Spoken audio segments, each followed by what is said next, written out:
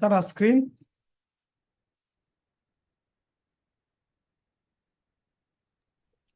Doctor, now no sharing screen. No sharing. Yes, please You, make you share see, again. you will see direct.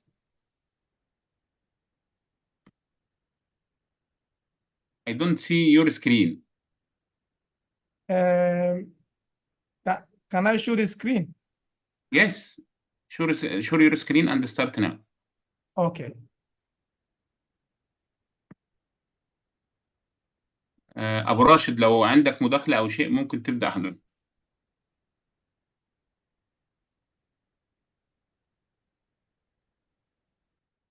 Can you see it now? Yes, I can see it now. Okay. Dr. Khalid?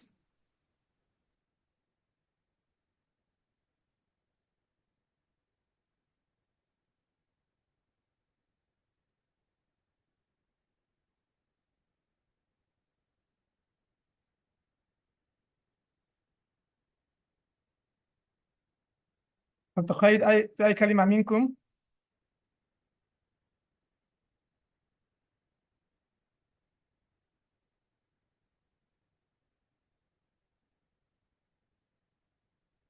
طيب، بسم الله الرحمن الرحيم. الحمد لله.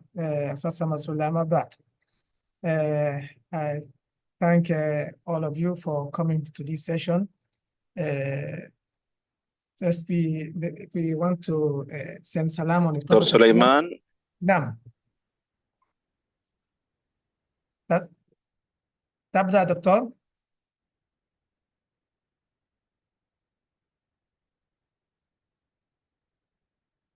هل تسمعني دكتور؟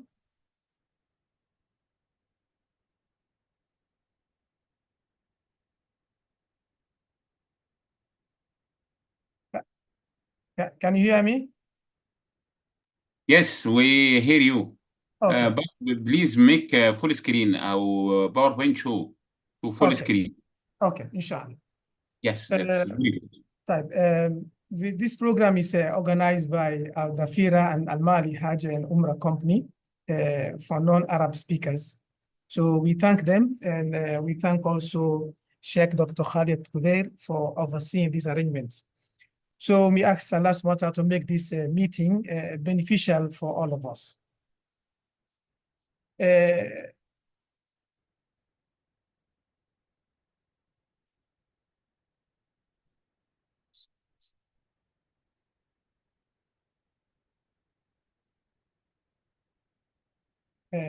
Just a minute, please.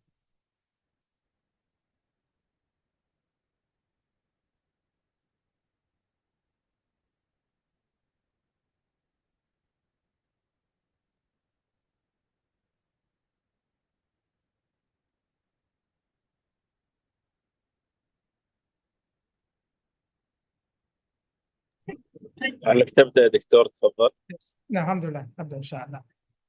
I'm sorry, I had an updated version of my presentation. على كل حال, we start inshallah. We will cover the introduction and key highlights of Hajj and intention Ihram and Hajj rights. As I said, we thank Al Dafira and then Hajj and Al Maali Hajj Company for this organization, and also Dr. Khalid Al Kudair.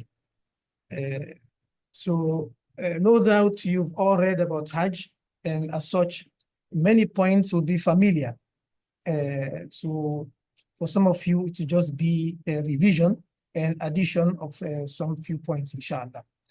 I use few resources in this presentation, the excellent one, and I'll try to send it because we have your email, we have your cell phone numbers, so we'll send a copy of this presentation and copy of the other resources. So I use the excellent book by Sheikh Talal Al-Akil and published by Ministry of Hajj. That one is actually the official, you can say the official Hajj book. And also the Hajj and Umrah and Ziyarah by Sheikh bin Baz, rahimahullah. And there is also a detail on Hajj by Sheikh Fawzan.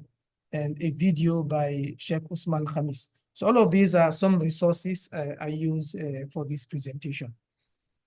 Before starting the Hajj rites, I'll cover a few points.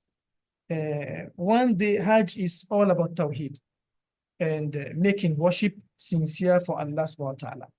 And we do it right, and then we'll get the full reward as Allah has promised. And the Hajj also is a celebration of the sincere worship of Ibrahim alayhi salam and his noble family. They made sincere worship to Allah. Allah accepted their du'as, Allah accepted their efforts, and all of that is reflected in the Hajj. And also is a celebration of the universal brotherhood of Islam, and it's a reminder of the ultimate gathering on the Day of Judgment. So the Hajj has many meanings. It has many meanings, but the top of it is all about Tawheed. As you all know, the Hajj is the fifth pillar of Islam, and it's required only once.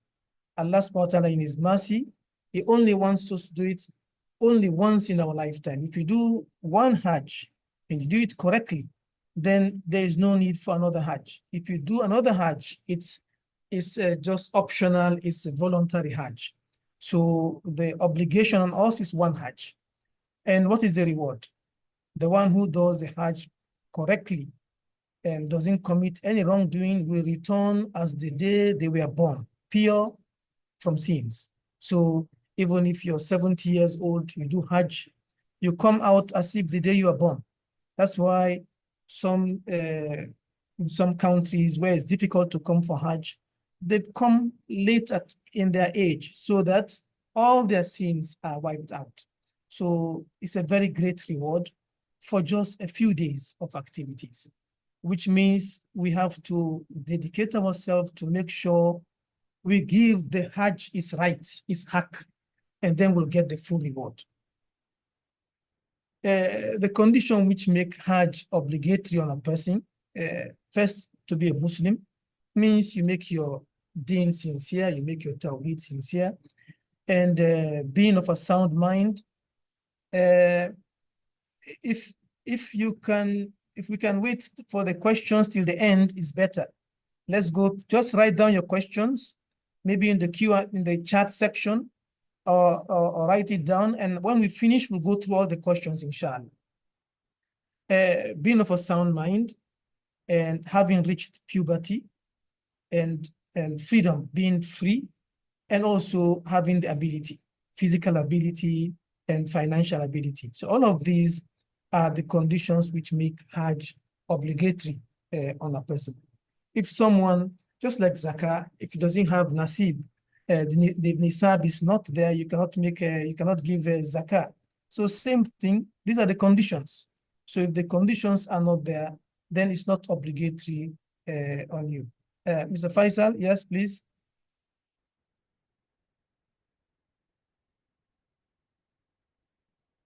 Okay.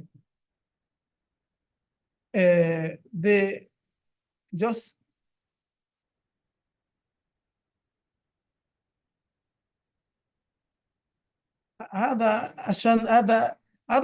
السؤال الإجراءات هذا بعدين. الآن نتكلم عن الحاج.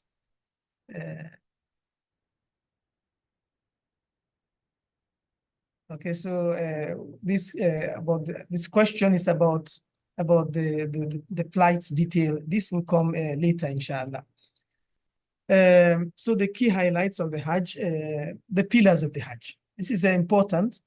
There are four main pillars: the Ihram, and standing at Arafat, and Tawaf al-Fada, and Sa'i. If any of these pillars are neglected, the Hajj is incomplete. The Hajj is incomplete. So, and then the requirements of the Hajj. We will now go through some of these details that we are mentioning here.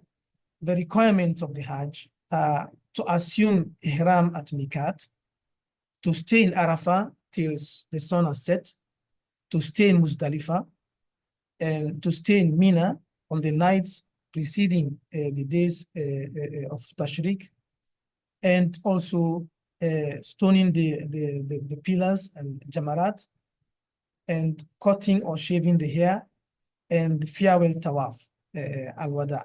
These are the requirements of the Hajj. If one neglects a requirement, he must compensate for it, a fidya, by an animal sacrificed in Makkah and distributed in Makkah. So these are important. We have to note the requirements and the pillars. And then we have a lot of sunnahs.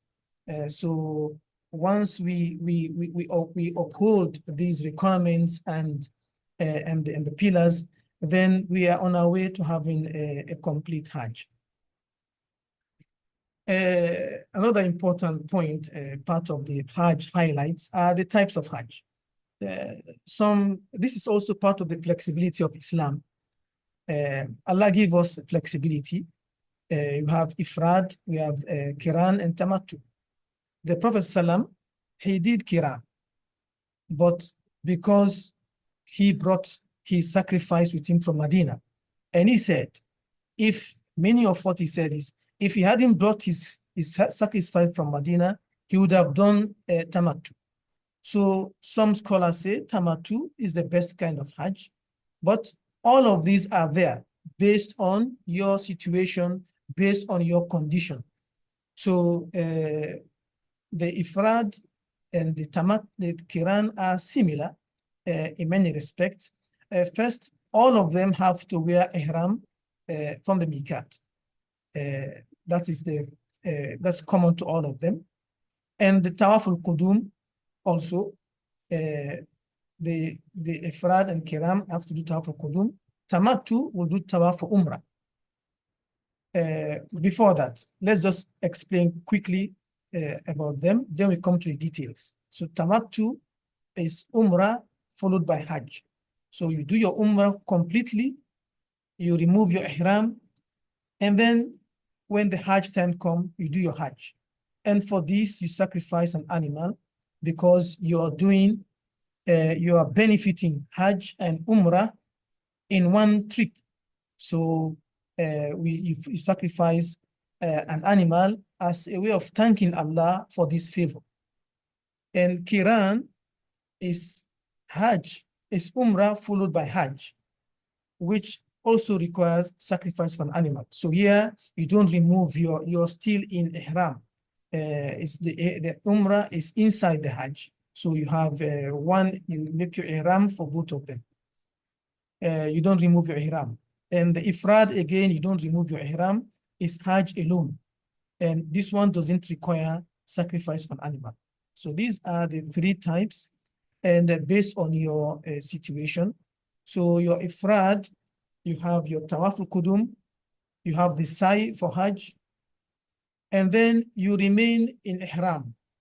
You remain in Ihram, observing its restrictions until the day of sacrifice. In Qiran, you do your Tawaf Qudum, you do your Sa'i, and then you remain in Ihram until the 10th day of sacrifice. So these are similar in many respects, only this one is you're doing for Hajj. Your Tawaf is for the Hajj, and your Sa'i is for the Hajj. And this one, you do your Umrah followed by Hajj.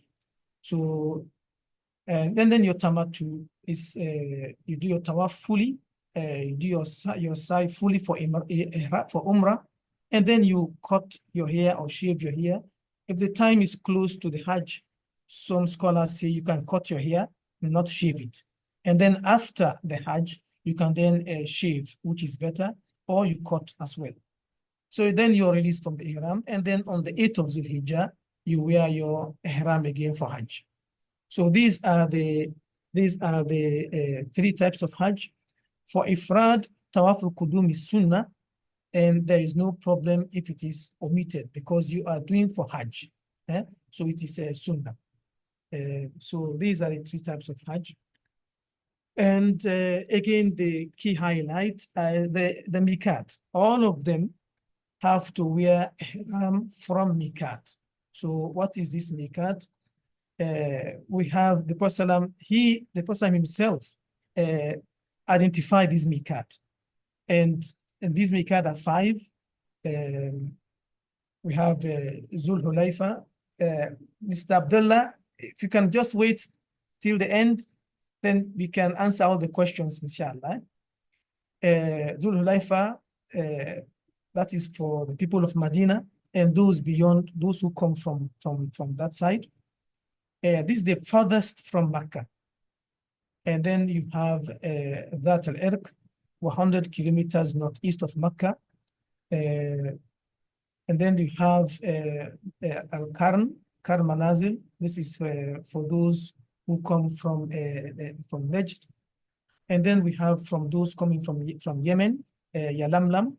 And then those coming from Egypt. And that side we have Al-Jufa. So we have these 5 miqat. So the ihram is from the miqat. The ihram is from the miqat. That's where you make your intention. And then and that's where you wear your ihram and then start the Hajj rites or the Umrah. Some etiquettes given by Sheikh Akil. I just reorganized some of them before setting out on the Hajj journey, because the Hajj journey, yani, you want to get full acceptance, and sometimes Allah subhanahu wa ta'ala can take people's life at Hajj. They go for Hajj and then they pass away in the Hajj. And some go for Hajj and pass away just after Hajj. I know someone, he went for Hajj, he finished the Hajj, and then he was on an elevator, he had a heart problem, and then he was rushed to the hospital, he passed away just after Hajj. So because of these reasons, so there are some advices that you never know if you'll come back. So first, your intention, this Hajj is purely for Allah's pleasure. You don't know if you'll have chance to do a second Hajj. So do this one sincere for Allah, not for worldly reasons. And then you settle all your debts and write your will. And if you have amana, you give back the amana. And then you repent from past sins and commit yourself to avoid doing them. And to return back the unjust property. You took property unjustly, you return it, and you seek forgiveness. And all of these things to help you get an accepted Hajj. And another important point is to use halal wealth, lawful wealth for the Hajj. Because Allah only accepts what is pure. So you use your pure wealth for the Hajj. And to understand the rights, which is what we are doing now. So we are trying to explain, and also you can also read on your own and ask questions. And so all of these will help you understand the Hajj rights. But then when you go to the Hajj, you know what you're doing and you are confident. Otherwise, if you go to the Hajj, you don't know what you're doing. For every step, you have to ask question. You ask question. It will not, you will not enjoy your Hajj very well. When you learn all the rights, you are confident, you are able to enjoy your Hajj even more and make less mistakes. And seeking a companion and righteous companion in the journey, especially if it's going to be a long journey, you have righteous people who will teach you, you learn from them. So it's also another advice for the journey. And to advise your family to be conscious of Allah, and then you fulfill their responsibilities. All these are etiquettes, just some etiquettes. During the Hajj, our main thing is we refrain from harming others, physically or verbally. Means we should be patient with others. We don't start to shout or fight back. We overlook. We just overlook. And also Allah say, "Wala jidala fil Hajj." Allah say, don't argue in the Hajj. So to argue in the Hajj is forbidden. So we learn to overlook. We learn to overlook in the Hajj and to be attentive. The Hajj, unfortunately, some see the Hajj as, some have an attitude, I don't have to pray. I go to Hajj. all my sins are wiped out. I go to the next Hajj again, all my sins are wiped out. No, we continue doing our duties. The Salah is fard, with or without Hajj, before Hajj or after Hajj. So we fulfill all our duties. We increase our act of worship and be kind to others and all of this. We don't, being to the Hajj doesn't give us excuse to overlook our duties, our Islamic duties, and maintain good morals and being patient and to forgive and being kind, and also to supplicate and make du'as during the travel, and a lot of du'as, adhkar, sabah, masa, morning and evening du'as, and the different du'as, entering the masjid, leaving the masjid, du'as of travel, all the du'as we learn and we say them. So all of these are some etiquettes in the Hajj, for the Hajj journey. For the Ihram, when we end at the Ihram, there are also some points. Some of these you can do even before reaching the miqat, to trim the nails, to remove the unwanted hair, to wash the body, to have clean body, to remove all this stitched clothing. The men have to wear ihram garments, which is not stitched, and the women can wear any clothing that cover their body except the face and the hands. No niqab and no gloves. And if you want, you can perfume the body, but it should not touch on the ihram. It should not perfume the ihram. But after bath, you can perfume the body. And the intention, you have to have the intention in your mind, but you have to say it again. You have to say it, whether you're making the labbaik for the Hajj or for the Umrah before Hajj, and or only for the Hajj. So you have to make the intention, and then after that, you make your talbiyah. And then talbiyah, there are different variants, but the common variant is this one: labbaik Allahumma labbaik, labbaik la sharika lak, labbaik innal hamda wa ni'mata lak wal mulk la sharika lak. So this is tawheed. So here we are. Here am I, O Allah. Here I am. You have no partner. Here I am. Verily, all praise and blessings are yours. All sovereignty, and you have no partner. This is tawheed. So this is what the muhrim keep on saying all the time until you reach haram. And then also in the days of the days of the Hajj, you say it again. You keep on, so you say this labbaik a lot. It's talbiyah, but the men have to raise their voice and the women don't have to raise their voice. There are some prohibitions during ihram. Wearing perfume, no perfume in ihram, and no stitched clothing. So some of these are for men, and some are for women, and some are for men and women. Okay, so for men, no stitched clothing for men, and then no head covering for men. Okay, and then for everyone, not to clip the nails. Don't clip nails. You don't trim the hair or cut the hair. And then those who are married don't fondle with their wife. And then also for everyone, no hunting.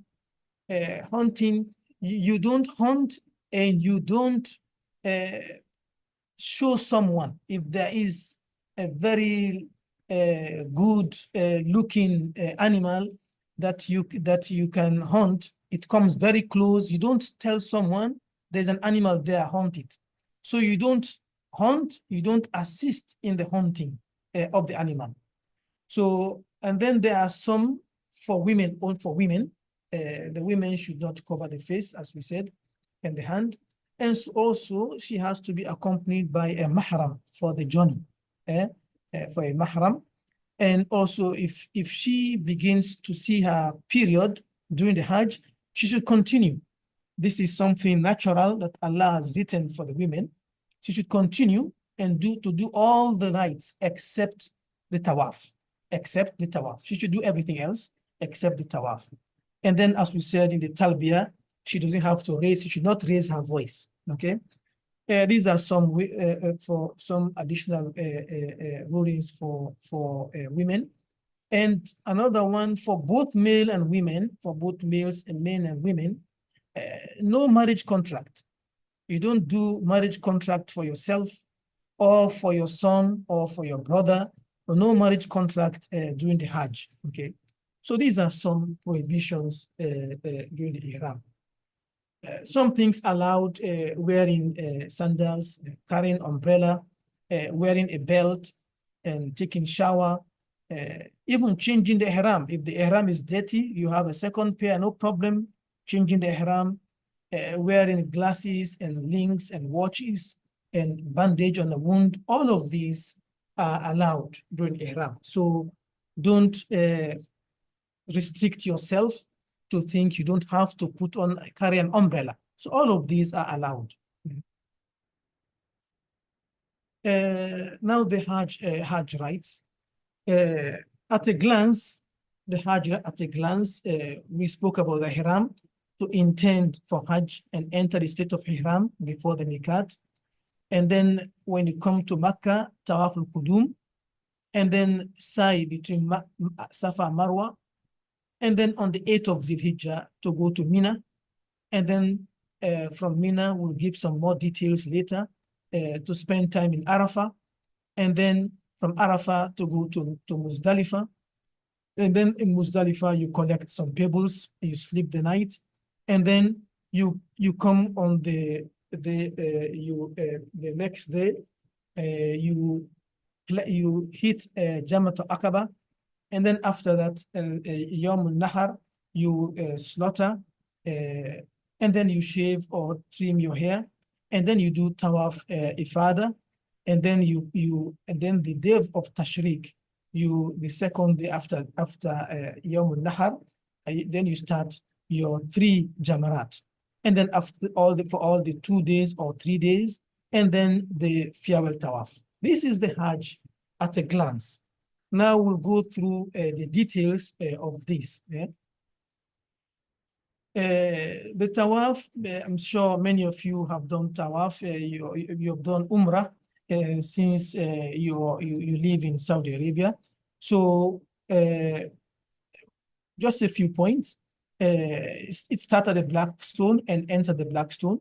And this Hijr Ismail, this round part, is actually part of the Kaaba. So, and you should do your tawaf around it, not inside it. If you do inside it, it will spoil your tawaf. Okay, so it has to be outside it. And just a side story, why is this hijr, why is this hijr there? When the Quraysh wanted to rebuild the Kaaba, they said, we have to use pure money. This is Allah's house. We should only use pure money for this. So they contributed their money, and their pure money stopped. It finished. They could not complete it. So that's why it stayed there. And then there is some story later on, some other caliph tried to put it back and take it back and so on. But this is a reminder of their sincerity to make sure that only pure wealth is used for this. Also for us, we try to use our pure wealth for the Hajj. So this, and then also another point the scholars talk about, that you touch the black stone, or you point at the black stone and then say Bismillah, Allahu Akbar, and then you do the tawaf. At the beginning, you do it. At the beginning of the tawaf, you raise your hand and then you point to the black stone, and then before you do the tawaf, and then you do the 7. When you finish, you don't push, and you take your time and do it. When you finish, then you do before that, you uncover the men should uncover their right shoulder when they're doing their tawaf. And for the tawaf al-Qudum, the first tawaf, when you come, you do the first three tawaf ramla fast, and the rest 4 you do at normal pace. That is for the men. Yeah? So for the men, they expose their right shoulder, and then the first 3 is done quickly, raml. If there is a lot of pressure, you cannot. You do as much as you can. So the first 3 is a bit fast, and the rest 4 at normal pace. And later on, when you come back to do your tawaf, tawaf al-ifada, and you don't do that anymore. When you come to do your tawaf al-wida, you don't do again that anymore. 3 to go 3 very fast. You only do it for the first tawaf. Okay. And the sa'i is between Safa and Marwa. Abda bima bada bi'illah. You say, I start with what Allah started with. Allah started off by saying Safa before Allah said Marwa. So we start at Safa, and then at Safa we face the Kaaba, and then we make our dua, and then La ilaha illallah, again Tawheed. La ilaha illallah wahdahu la sharika la, lahul mulk wa lahul hamd wa huwa ala kulli shay'in qadir. La ilaha illallah wahda anjaza wahda wa nasara abda wa azama al-ahzab wahda. You say that one, and then some say you say it, you make dua, you say it, you make dua, you say it, and then you leave to go to. So 3 times. So 3 times you make that dua, and you make other duas. You make other duas, and then you go from Safa to go to Marwa. And when you come to the green light, this green light is close to Safa. At the green light, you rush, you run. The men should run between the 3 lights, not the women. The women travel normally. And also another point before that, after, I'm sorry, I skipped one point. After the tawaf, the men cover again their shoulder. Before, only the first shoulder was left out. You cover your shoulder and pray 2 rakah. And pray 2 rakah. These two rakah, you recite Qul al-Kafirun and Qul Huwallahu in the first rakah, Fatiha and Qul al-Kafirun. The second rakah, Fatiha and Qul Huwallahu Ahad. This should be done preferably at Maqam Ibrahim or close to Maqam Ibrahim, and if it's not possible, anywhere in the mataf or anywhere in the haram there. So if there is no pressure, you do it close to Maqam. If there is a lot of pressure, you do it anywhere else. So that's your so after the tawaf, you do the 2 rakah, and then you also point to the Kaab, to the black stone again before going for the Safa, for the side. So you do your 7, you cover your shoulders for the men, you pray the 2 rakah, then you point again to the hijr, to the black stone, before going to the Safa Marwa. So in the Safa Marwa, for the men, the shoulders are now covered. Both shoulders are covered, and then you do your Safa. Then you run between the 2 green lights. You come to Marwa. Again, you say the same dua. La ilaha illallah wahdahu la sharika la, lahul mulk wa lahul hamd wa ala kulli shay'in qadir. La ilaha illallah wahda anjaza wahda nasara abda wa hazama al-ahzab wahda. And then you make dua. So you make you see that 3 times, and then you make dua, and then you come down again to go to Safa. So from Safa going to Marwa, that is 1 round. From Marwa going to Safa is another round. So you do this 7 times, means if you start at Safa, you'll end at Marwa. You'll end at Marwa, okay? And then after completing the sa'i, Safa Marwa, then the men should cut or shave their hair. As we said, both are allowed. The Prophet made dua more for the one who cut than the one who shaved, but both of them are allowed. And for the woman, they cut only small, about like the small finger, few hair. The hair should be little, just a few hair, the length of a finger. Okay, so the length of the width of a finger. So But that can be done in the hotel or somewhere else, and not in Marwa. It's not proper to cut your hair in Marwa. These are, so we have finished, we finished the Umrah, we finished the Tawaf, we finished the Sa'i, then we cut our hair, and that is the end of that's the end of the Umrah. It means now if you're doing Tamattu, you are back to normal. You can wear your clothes, you can wear your fat, you can put on perfume and all those things. But the one who is in Kiran or Ifrad, he is still in Ihram. He is still in Ihram. He doesn't cut his hair. He will do, but he doesn't cut his hair, as we said earlier. Then, if someone came long before, he will, for those in Tamattu, they will wait till the 8th of Zilhijjah, Yawm al-Tarwiyah, and that's the days of Hajj. The days of Hajj are 5 days, 5 golden days, okay? So the 8th, 9th, and all of them have names, Yawm al-Tarwiyah, Yawm al-Arafah, and Yawm al-Nahar. And then you have the 11th and 12th and the 13th, Yawm al-Tashriq. So on the 8th of Zulhijjah, Yawm al-Tarwiyah,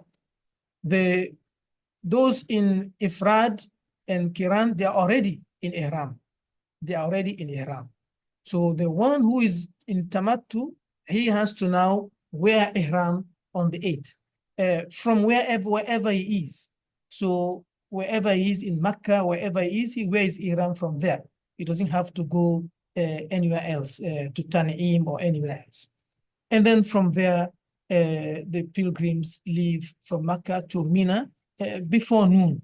And upon arrival at Mina, you're preparing for the big day. So this is the preparation for the big day. So at Mina, they perform the 5 prayers at that time, without combining, but they are shortened. Means you pray Zuhr at its time, Asr at its time, Isha at its time, and then but only the rakah is shortened for Zuhr from 4 to 2 rakah, and for Asr and Isha. Okay, so you pray there and you relax and preparing for the big day, for the big day. So you stay, and this cutting down the salah from 4 to 2 rakah applies to people of Makkah and people who came from out of people of Makkah and people out of Makkah. It doesn't distinguish between someone in Makkah or someone out of Makkah, a traveler or a non-traveler. All of these are the rites of Hajj. The Prophet said we should take the rights from him. So the pilgrims stay overnight in Mina and perform the Fajr before proceeding with the Hajj, going to Arafah. And then the 9th day is the main day. Yawm al-Hajj is the main Hajj day is the 9th. So the 9th, departure to Arafah before sunrise, to leave Mina before sunrise and head to Arafah. And it's sunnah to stop at Namira to hear the khutbah and pray if possible. And if not, if you go to your tent, in your tent, you can still hear the khutbah in the tent. And then in the tent, you can pray your Zuhur and Asr in your tent. Okay, so there we pray Zuhur and Asr together to give you time for the dua after Asr, before sunset. So in the plain of Arafah, the pilgrim must remain till sunset, and then Asr now before sunset. That's the time of the duas. That's the time now. That's the main Hajj day. So after Asr, or from after the khutbah is finished, from that time till Maghrib is time for duas and zikr and So it's up to you. If the time is too long for you, you split it. You make zikr sometime, you make dua sometime, read sometime Quran, but that whole time is the time for duas. Is the time for dua. And then so the Zuhr and Asr, as I said, are combined and prayed together, and then the time is left now for dua, left for duas. And then after Maghrib, straight away, after sunset, to leave for Muzdalifah, without performing Maghrib, to leave for Muzdalifah straight away. And then after arriving in Muzdalifah, to perform Maghrib and Isha in Muzdalifah, to perform. And the women are permitted to leave Muzdalifah earlier, and to spend the night. So Muzdalifah, the Sunnah, the Prophet slept at night in Muzdalifah. So Muzdalifah is not the time now for tahajjud and all these things. It's to rest for the next, for the day of Eid, the big day. Because the Yawm al-Nahar has a lot of activities. So you need again to save your energies for that. And then also there's another ibadah in Muzdalifah. Muzdalifah, there is what is called Mashhar al-Haram. It's also recommended to stand Mashhar al-Haram and face Qibla and make duas. And the Prophet said, all of that area is place to stand, not one particular place there. So there again, you stand and make a dua before moving. So there from Muzdalifah, you pick some pebbles to go to Mina, and then to leave Muzdalifah before sunrise and head to Mina. Okay, so it's a lot of activities, moving, a lot of activities and different activities. Yeah? And then upon reaching Mina, the pilgrim goes straight to the big Jamra, Jamratul Aqaba. So you come in, this is the way from Makkah. You come to Sugra, you leave it. You just forget about it. You go to the Wusta, the middle one, you leave it. You go to the last one, Kubra, that's where you stone the pebble. Again, this is what are the Hajj rites. The Hajj rites we follow as they came, as they came. So we leave the two Jamarats and only come to the last Jamarat, and then we stone the Jamarat. We collected already 7 pebbles from Muzdalifah. We collected the pebbles. So when we come, each time we throw the pebble, we say Allahu Akbar. We say Allahu Akbar and throw the pebble. Allahu Akbar, we throw the pebble until we finish all the 7. And then after that, we perform the animal sacrifice if required, or if someone has paid for it to be done on your behalf, and then they will do the sacrifice on your behalf. And then the pilgrim will then shave or trim the hair. And then after that, the pilgrim is now free from Ihram, free from the Ihram. And then its restrictions. There is some exception there. And then he will then go to Mecca. He will then go to Mecca to perform Tawaf Ifadah. After finishing Tawaf Ifadah, but all of this is efforts. So after Tawaf Ifadah, the pilgrim goes back to Mina to stay in Mina for the night and to spend the Ayyam Tashriq in Mina. And Ayyam Tashriq, these are the days of relaxing, of zikr, of eating, and mixing and talking, mixing with your friends. So if we have social interactions are for these days, for eating and relaxing. So the main activities in Ayyam Tashriq is to stroll the 3 Jamarats. After Zenith, after the sun has passed midday, to stroll. So you come to Sugra, and then you throw the 7. Each one you say Allahu Akbar. Between Sughra and Wusta, you make dua. And then you come to Wusta, the middle one, and then again you throw 7. Each one you say Allahu Akbar, and throw 7. Between Jamat Wusta and Kubra, you make dua.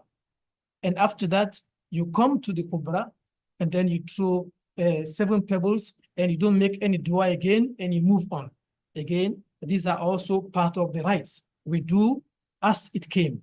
These are all how it came. This is what you do on the 11th day of and then the next day again the same, and then that's the time to eat and to visit.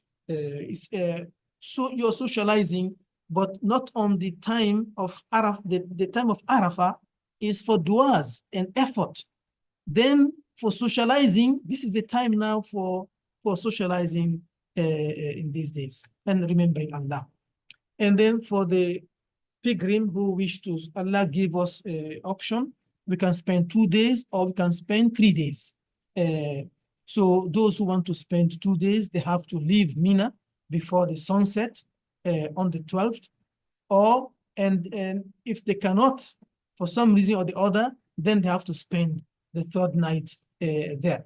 And then and all 3 nights we do the same actions for all those Ayyam Tashriq. Then after that, leaving Mina, the pilgrim returns to Mecca after finishing Ayyam Tashriq, to return to Mecca for the farewell tawaf, Tawaf al-Wada. And this is also, as we said before, a requirement of the Hajj, which has to be performed. These are the main points of the Hajj. Now I can take questions, and also Sheikh Khalid is here with us. So if you have some questions, he can also maybe help to answer the questions.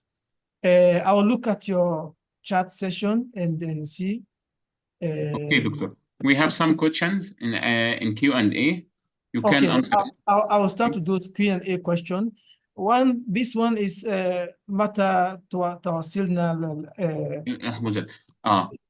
أستاذ محمد about هذا اللقاء. I will answer this question, Doctor. Okay.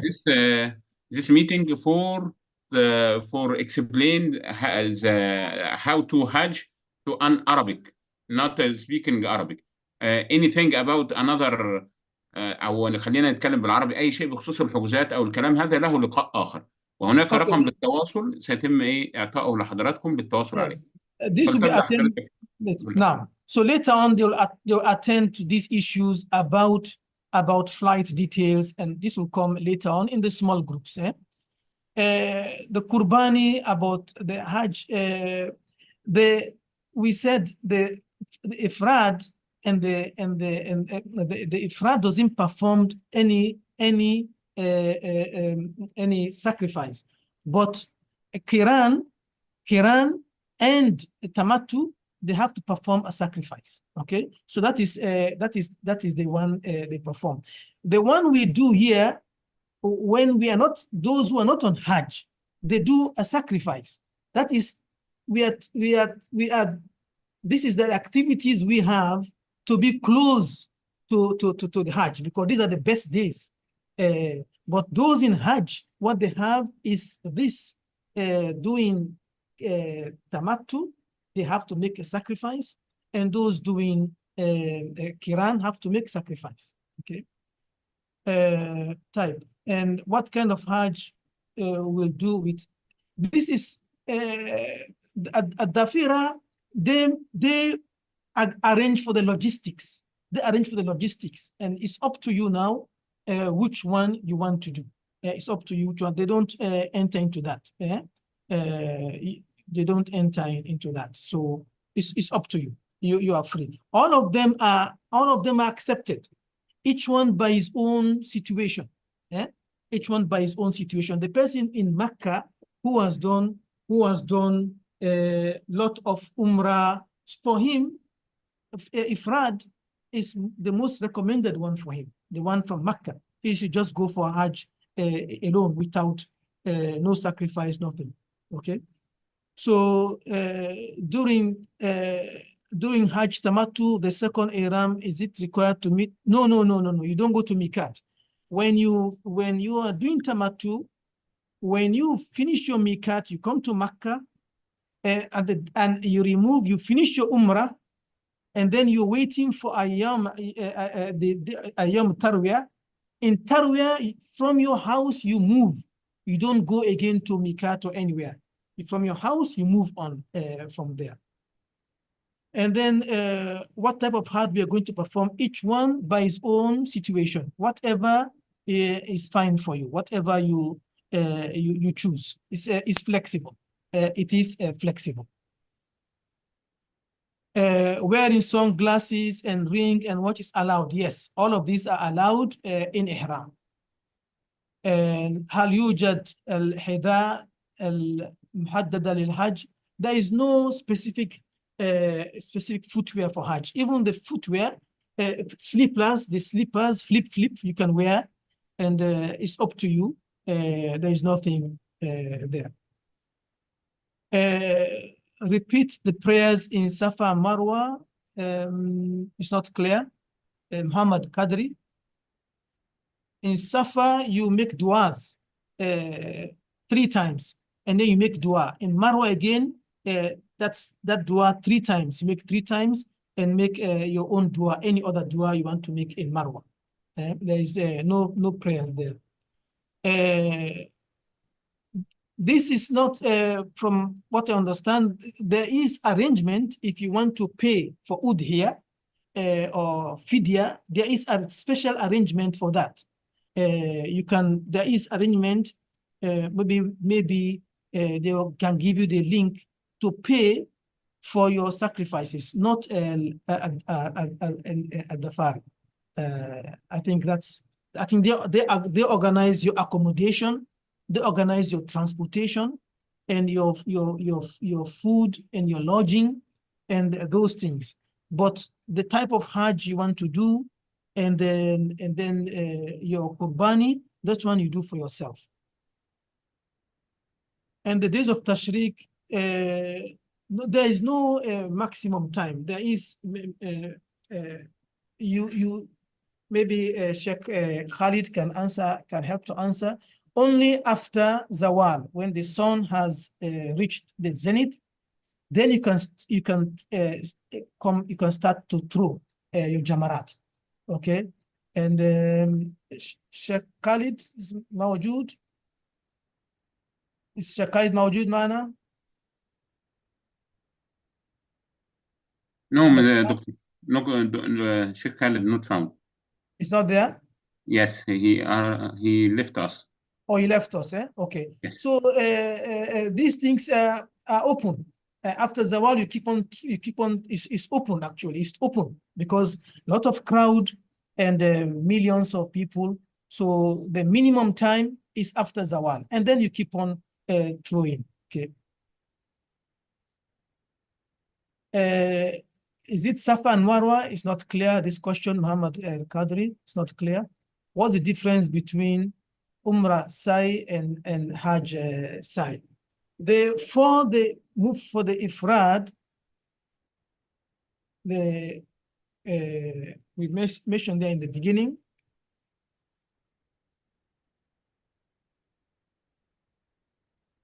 Here for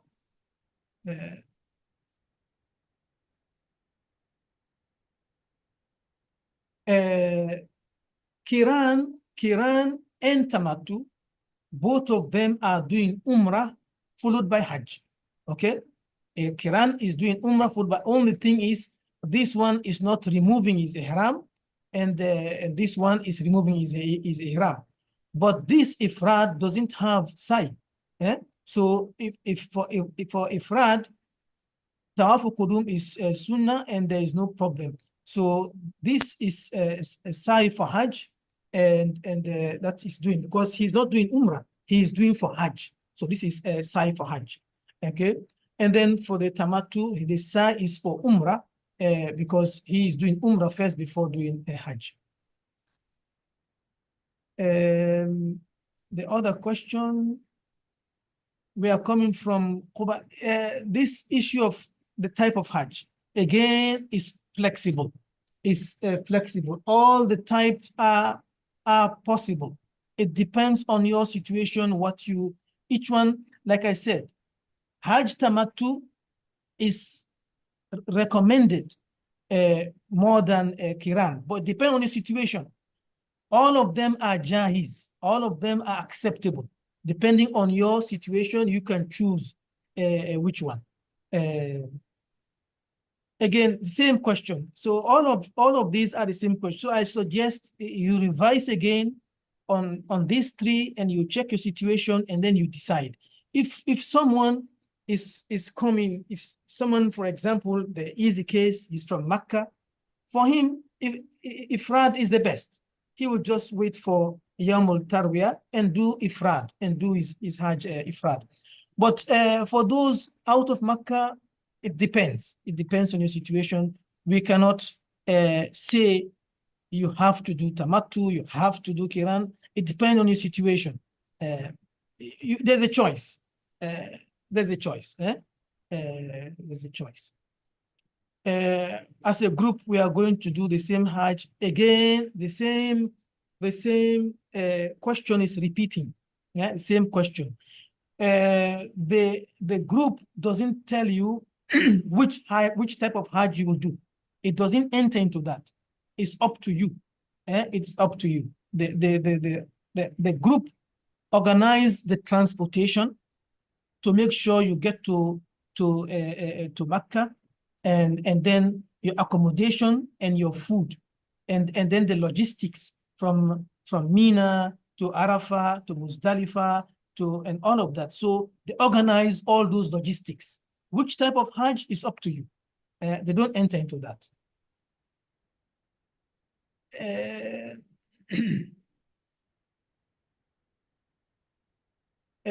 I'm from Jazan.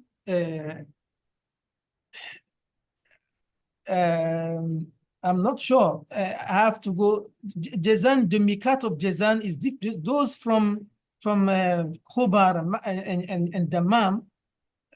For us, our mikat is Karmanazir, Sa'il Kabir. For Jazan, you have a different mikat. So I don't know what Al-Dhafari will do for you, whether you will join them in Makkah or you join them in Mina, but you have your own mikat from Jazan.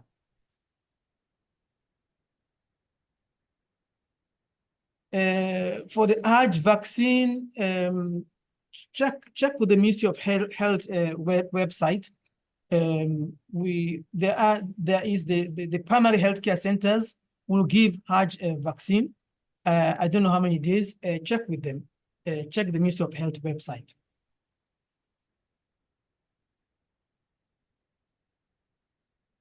This tawaf ifrad and tawaf that also include sa'i. We explained in the beginning. We explained in the beginning here.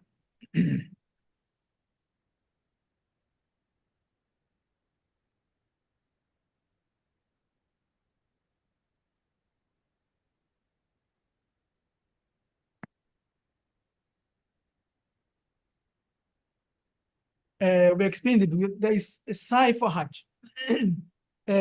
Sa'i, this one we said, after you've done your this one, you do your sa'i for the Umrah, and then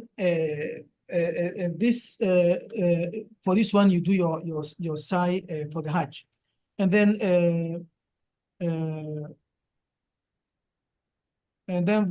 there is sa'i for all of them. This one for the Hajj, and this one for the Umrah. Any other questions? I think the question and answer.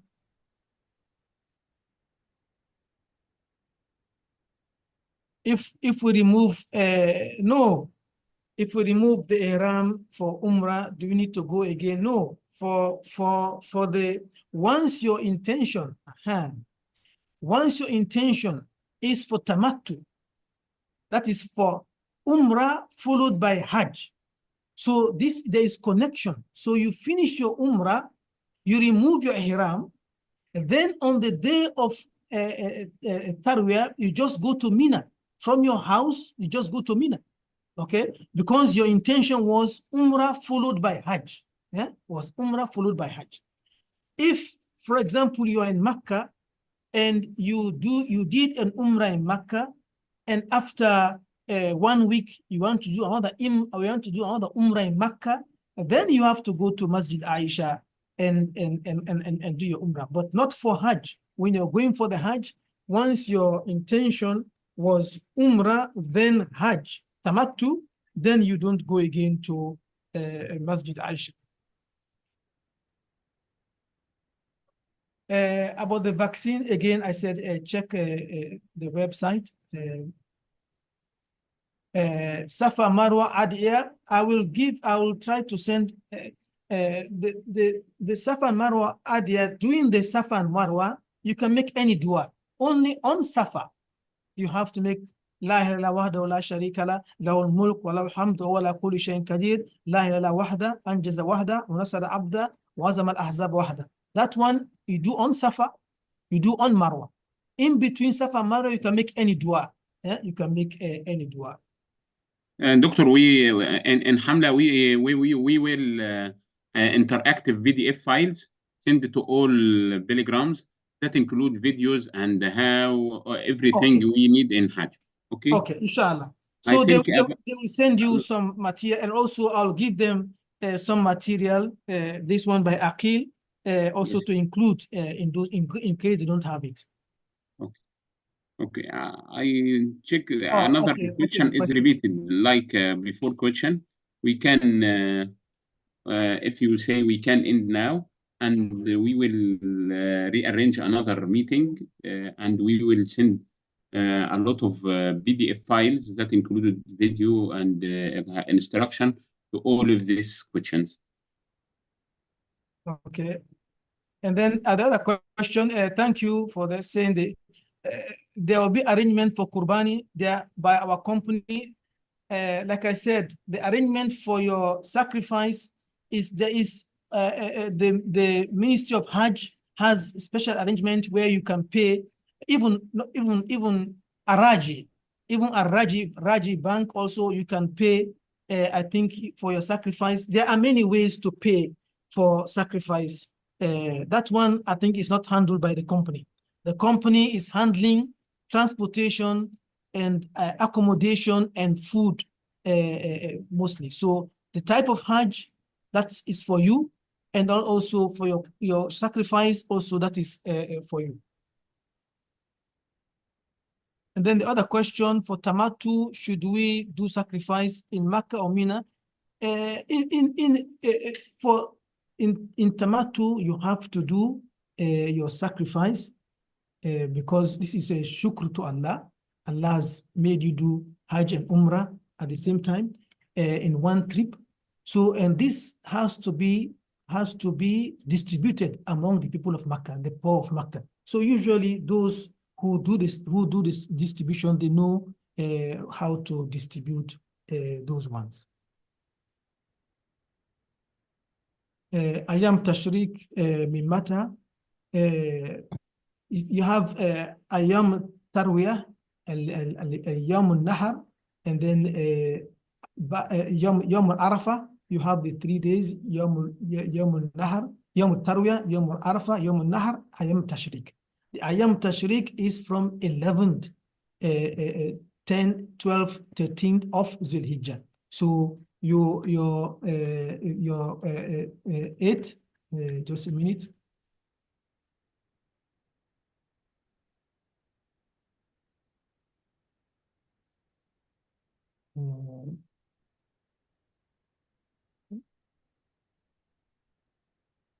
The 8th is Yom Tarwiyah.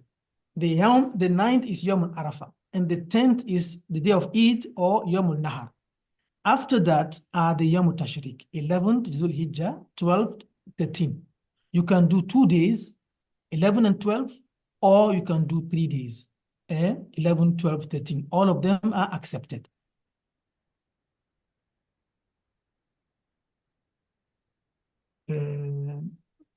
Then another question by Sajad. If we go on the 7th of Zilhijjah and have the intention to perform Hajj Tamattu, so we have to change clothes in Haram or can remove in Mina. And the second question, if Ustaz Sajjad, if the time is very short, then it's easier, Allahu Alam, to do the Quran when the time is very short. Because your tamattu, you're going to do sacrifice, and the Quran, you're going to do sacrifice. When the time is very short, then maybe it's easier, but all of them is allowed.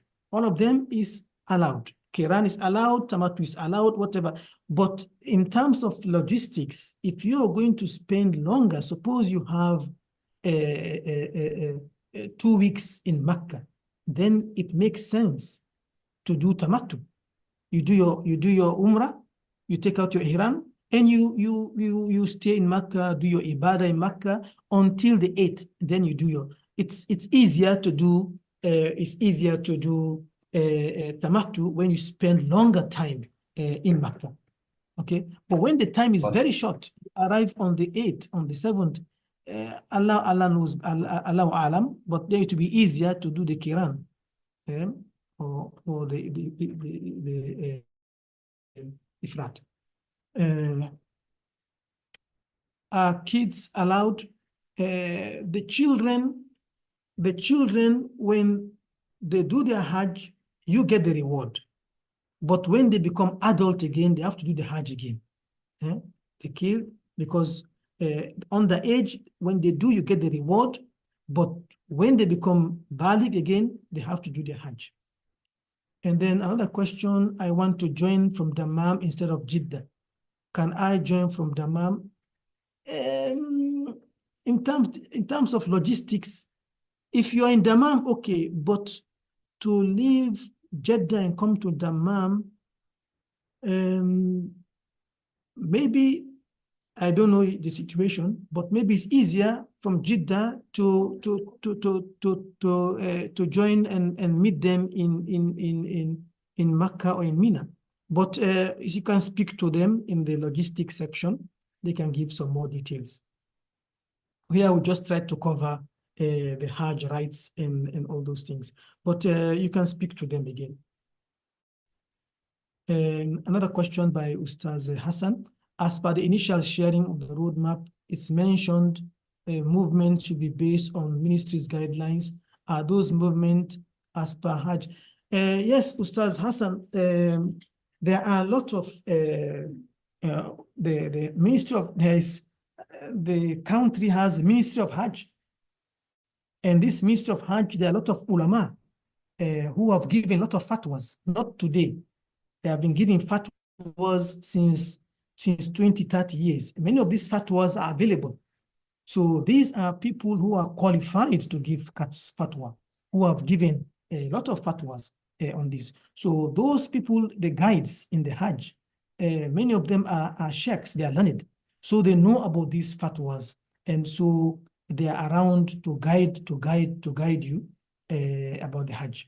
So yani, it's good, it's advisable to accept what they give, because these are qualified ulama giving fatwa.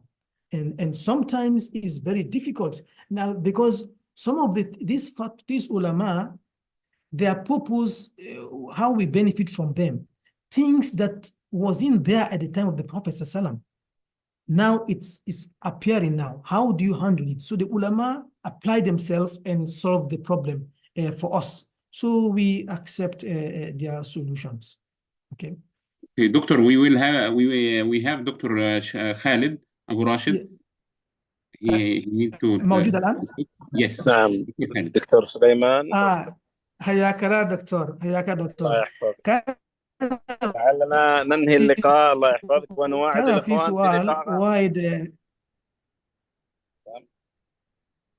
أقول لعلنا ننتهي من اللقاء. ننتهي الآن إن شاء الله. Dr. Khalid is saying that maybe we should stop here and maybe we can organize another session.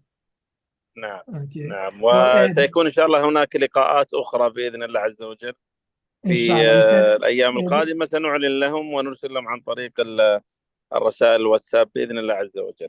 inshallah. And also this presentation, I will update it and send it so that it can be sent to you. And Dr. Khalid is saying that there might be another meeting again. Okay. Shukran, Doctor. شكرا شكرا شكرا دكتور الله يحفظك. خالد. شكرا Okay. دكتور خالد. I- And thank I- you for all attendance with us. Thank you, and Okay. we will see another meeting, inshallah. Okay. Thank you. I thank you. I thank you all very much. Thank you all for your questions. Thank you very much. Thank you. Okay.